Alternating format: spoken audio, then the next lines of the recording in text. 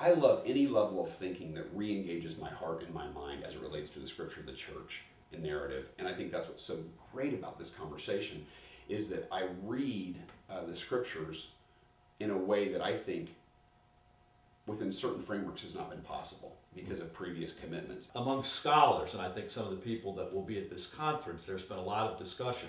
Jesus and Paul, are they friends or foes? And people have wanted to say, yes, there is a difference. But a lot of New Testament scholars have said, no, there's not such a great difference. But part of that is caught up in a rereading of Paul. I love the Scriptures, I love the church, and I love narrative. And I think for me, on a personal level, I just get excited when those worlds come together. The church, the Scriptures, and narrative. Now, it's ironic that I would have to say that, right? That those things would somehow not be connected to one another. And yet, strangely, they haven't. I think it's a great title for the conference, Reclaiming Paul. And yet the notion that some of the critics of Emergent have offered that, we really have ignored Paul, there's something somewhat disingenuous about that, because if you look at the way, for instance, a thinker like N.T. Wright has been a very generative thinker for emergence, and he's certainly engaged with Paul, that I sometimes can feel like what folks are what the nature of the criticism really is, here's a certain portrait of Paul that we think is the right one. They're obviously not doing that, therefore they're not engaged with Paul. Right.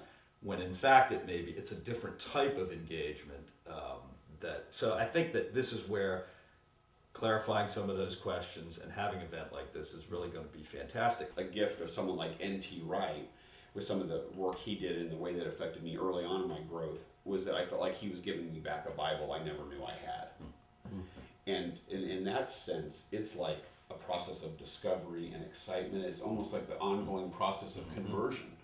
Echoing that, the other thing, and it's similar, is that the framing of this conference, the shape of it, and the interactions is a profound reminder that the Bible is a book for the church. It can be studied in great depth by scholars who can offer wonderful insights, but it is for the church and for the church's mission.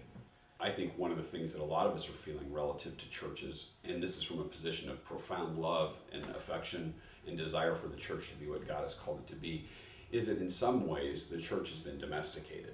And I think if that has in fact been the case, then you say, well, then what is the source material by which it's getting its narrative? And if indeed Jesus has been domesticated, yes, and Paul has been domesticated, in other words, read within a certain framework that has limited the possibilities of what we really can find there, then I think it was only a matter of time before the church becomes domesticated. I think an event like this will be a reminder in calling all of us to realize the significance of Scripture for the mission of God.